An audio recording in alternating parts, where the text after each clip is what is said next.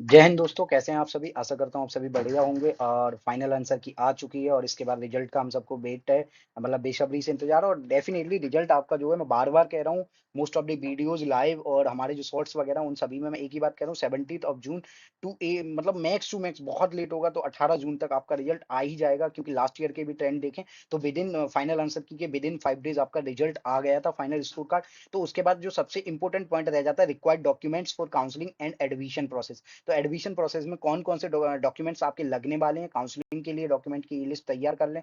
तो ये इसीलिए मैंने प्रॉपर दिया है कि आपको इन डॉक्यूमेंट्स को प्रिपेयर करके रखना है अभी से, ताकि आपको eight the time of counselling किसी भी प्रकार का कोई भी प्रॉब्लम फेस ना करनी पड़े। तो ओके, आगे बात करते हैं और लिस्ट क्या क्या है डॉक्यूमेंट्स की और किस डॉक्यूमेंट की क्यों जरूरत है वो भी मैंने मेंशन कर रखा है। आप इसका एक स्क्रीनशॉट लेके भी आप अपने फ्यूचर, मतलब जब आपको जरूरत होगी उसके लिए रख सकते हैं। ओके, और ज्यादातर चाहे आप सीयूटी के एस्पिरेंट हो चाहे आप एनसीटी के एस्पिरेंट हो, आपको दोनों में यही डॉक्यूमेंट्स लगने वाले हैं काउंसलिंग के टाइम पे। ओके गाइस, तो आगे बढ़ते हैं और बात करेंगे। एनसीईटी स्कोर कार्ड तो मस्त रहने वाला है। अब जैसे यही अगर कोई सीयूटी का स्टूडेंट है तो उसके लिए यहाँ सीयूटी का स्कोर कार्ड मस्ट रहता है। Okay, NCET score card, CUET score card. कुछ इंस्टीट्यूट ऐसे होते हैं जो आपका एनसीईटी या सीयूटी, अगर आप सीयूटी एस्पिरेंट है तो सीयूटी या एनसीईटी का जो एप्लीकेशन फॉर्म है उसकी भी प्रिंट्स मांगते हैं। सीयूटी या एनसीईटी के एप्लीकेशन फॉर्म के भी प्रिंट मांगते हैं। सेम एडमिट कार्ड पे भी सीयूटी या एनसीईटी का एडमिट कार्ड का आपको प्रिंट मांग लिया जाता है। ये मैं 2025 के लिए बताऊं, ये मस्ट डॉक्यूमेंट है, आपको इन्हें प्रिंट आउट करा के सेल्फ अटेस्टेड फॉर्म में रखने। सेल्फ अटेस्टेड अभी मैं बताऊंगा कैसे करेंगे। 10th की मार्कशीट लगती है, वो चाहे सीयूटी से आप चाहे नीट का मतलब काउंसलिंग करा रहे हो, कहीं भी करा रहे हो, वो आपकी डीओबी सर्टिफिकेट होता है, यानी डेट ऑफ बर्थ सर्टिफिकेट का काम करता है आपका 10th का जो मार्कशीट होता है वो। ओके, 12th के जो मार्कशीट होता है वो क्वालिफाइंग एग्जामिनेशन सर्टिफिकेट होता है, यानी जो आपका एकेडमिक क्वालिफिकेशन है उसको शो करने का काम कर रही होती है आपकी 12th की मार्कशीट, चाहे आपने किसी यूनिवर्सिटी से करी हो, चाहे किसी बोर्ड से करी हो, या कहीं से भी करी हो। ओके, तो ये आपके क्वालिफाइंग एग्जाम के सर्टिफिकेट होता है। इसका ओरिजिनल ओरिजिनल तो आपको रखना ही, साथ ही साथ इनकी एक एक में जो डॉक्यूमेंट लिस्ट में बता रहा हूँ, इनकी आपको 2 से 3 कॉपियां तैयार कर लेनी, चाहे आप सीयूटी के एस्पिरेंट हो चाहे एनसीटी के aspirant. Okay, then we talk about migration certificate, not compulsory for all boards. जैसे बहुत से बोर्ड्स में माइग्रेशन सर्टिफिकेट दिया नहीं जाता, वहां सिर्फ टीसी दी जाती है, तो उनकी टीसी चल जाती है और अंडरटेकिंग वो लगा के लिख देते हैं कि हमारा बोर्ड मतलब माइग्रेशन सर्टिफिकेट प्रोवाइड नहीं कराता है, तो उसे मानते हैं ज्यादातर, मतलब मानते क्या, मानना ही पड़ता है इंस्टीट्यूट को। ओके, इसमें वो एक पॉलिसी है और मैंडेटरी पॉलिसी है। ओके, आई होप आप समझ रहे होंगे। तो migration certificate not compulsory for all boards. उसके बाद हम बात करेंगे ट्रांसफर सर्टिफिकेट।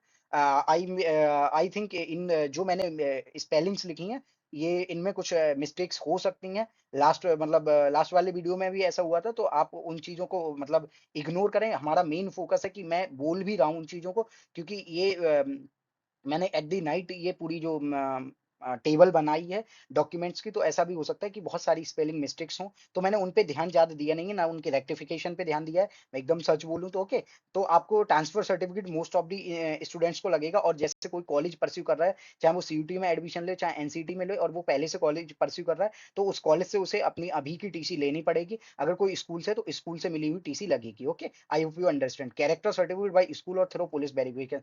कुछ इंस्टीट्यूट, कुछ स्कूल्स ऐसे हैं जो आपको कैरेक्टर सर्टिफिकेट प्रोवाइड करा देते हैं, इवन मोस्ट ऑफ भी कराई देते हैं। अगर फिर भी अगर आपका स्कूल या इंस्टीट्यूट प्रोवाइड नहीं करा रहा है, तो आपको पुलिस वेरिफिकेशन भी एक एज अ आपके कैरेक्टर सर्टिफिकेट का काम कर रहा होगा। ओके, तो आप इसे समझ गए होंगे। ठीक है, स्कूल लीविंग सर्टिफिकेट, ये जो सीएलसी है वो एसएलसी है, ये कुछ इंस्टीट्यूट मतलब स्कूल्स प्रोवाइड कराते हैं, बाकी टीसी वगैरह ही प्रोवाइड कराते हैं, और माइग्रेशन वगैरह। तो स्कूल लीविंग सर्टिफिकेट्स का मतलब है यही आपकी 10th की मार्कशीट, 12th की marksheet, migration certificate, transfer certificate, character certificate. Okay, domicile for state quota, एक तो बहुत से इंस्टीट्यूट हैं जो चाहे सीयूटी से चाहे एनसीटी से, उसमें स्टेट कोटा लगता है, स्टेट कोटा से एडमिशन दिए जाते हैं। और स्कॉलरशिप के लिए भी आपको बहुत जरूरत पड़ेगी इस डोमिसाइल सर्टिफिकेट की। तो डोमिसाइल सर्टिफिकेट अभी से रेडी करें। बहुत से इंस्टीट्यूट मैंडेटरी कर देते हैं कि आप चाहे स्टेट कोटा हो चाहे ना हो, आपको डोमिसाइल प्रोवाइड कराना ही पड़ेगा। ओके, तो ये मैंडेटरी भी हो सकता है। फिर हम बात करते हैं income certificate must for the fee waiver और स्कॉलरशिप। मतलब अगर आपको स्कॉलरशिप कोई अवेल करनी है या आपको फी वेवर चाहिए, फी वेवर यानी फी मतलब आपको अपनी या एड या ग्रांट चाहिए इंस्टीट्यूट की तरफ से, गवर्नमेंट की तरफ से, कोई भी प्राइवेट गवर्नमेंट कैसी भी स्कॉलरशिप, तो आपका इनकम सर्टिफिकेट मैंडेटरी होता है। और कुछ इंस्टीट्यूट में क्या होता है, ऐसा फी स्ट्रक्चर होता है कि उसमें इनकम सर्टिफिकेट के बिहाफ पे फी शुरू में ही कम करी जाती है।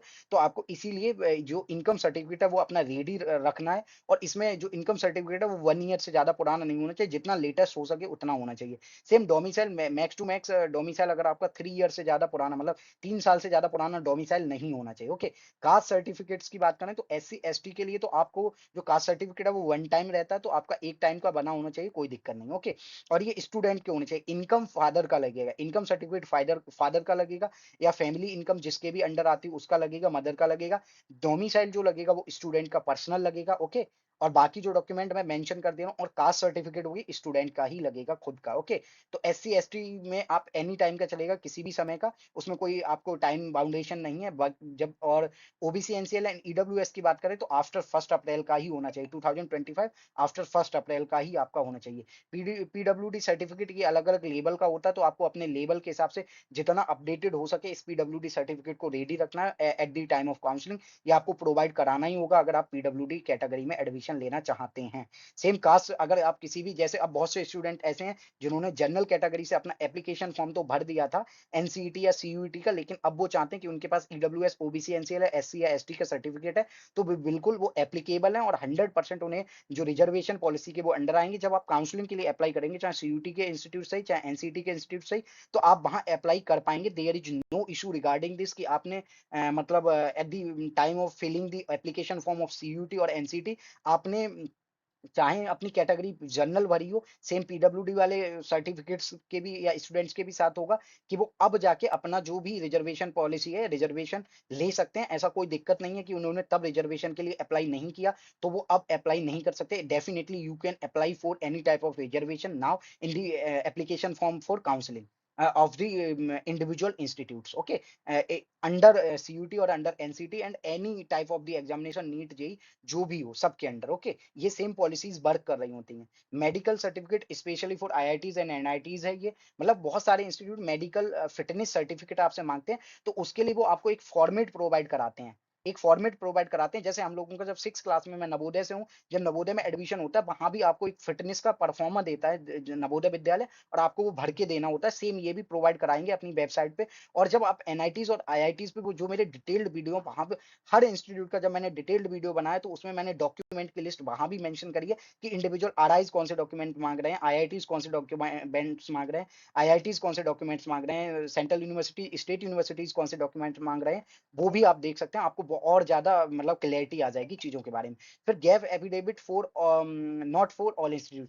जैसे क्या है, जो आरआईज हैं वो गैप एफिडेविट नहीं मांगते हैं, बस आपके वो 10th और जो 12th की मार्कशीट है उन्हीं में अपना गैप ढूंढ लेते हैं, और वो कोई ऐसा रीजन नहीं मांगती कि आपका गैप क्यों हुआ। और लगभग वहाँ 3 ईयर का गैप अलाउड है आरआईज में, और कुछ आईआईटीज में 2 ईयर गैप है, और एनआईटीज में और कुछ में 1 ईयर का गैप अलाउड है। आई होप आप यहाँ तक चीजों को समझोगे। और गैप एफिडेविट आप कैसे बनवा सकते हैं, किसी आप लॉयर से या एडवोकेट से जाएंगे, और गैप एफिडेविट आपको सीयूटी एनसीटी दोनों में काम आने वाला है, और ये इंस्टीट्यूट्स के नाम पे बनता है। तो आप जिन इंस्टीट्यूट में अप्लाई कर रहे हो ना, उन्हीं के नाम पे ये बनेगा। तो रिजल्ट आने का वेट करें, सीयूटी एनसीटी दोनों एस्पिरेंट्स के लिए ये मेरी मतलब सलाह है। तो आप रिजल्ट आने का वेट करना, और जैसे ही आपका रिजल्ट आता है तब आपको गैप एफिडेविट के लिए अप्लाई करना है। तो आपको कौन कौन से इंस्टीट्यूट में अप्लाई करना, उन्हीं के गैप एफिडेविट आपको बनवाने हैं।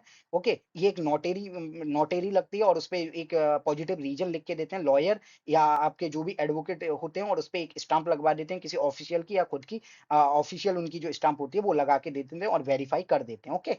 डोमिसाइल भी कई तरह के हो सकते हैं। एक होता है कि जो गांव का मुखिया होता है, ग्राम प्रधान, वो भी डोमिसाइल बना के देता है। लेकिन आपको ये जो डोमिसाइल होगा वो साइबर कैफे पे अप्लाई करना पड़ेगा। Okay. I hope you people are understanding the things. Okay.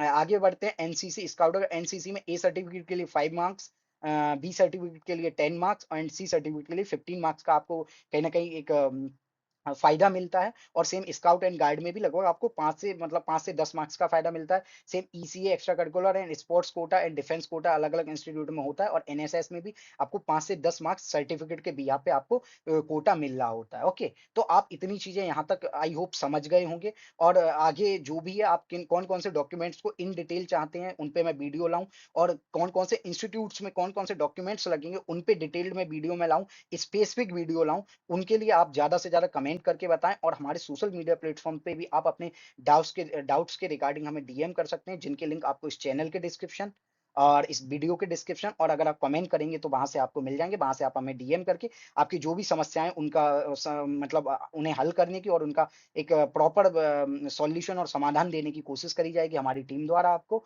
और आशा करता हूँ वीडियो आपको हेल्पफुल लगेगा। वीडियो अच्छा लगे तो ज़्यादा से ज़्यादा शेयर करें, वीडियो को लाइक करें, चैनल को सब्सक्राइब करें, बेल आइकन को दबा लें ताकि सभी अपडेटेड वीडियो के नोटिफ़िकेशन सबसे पहले आपको मिलते रहें।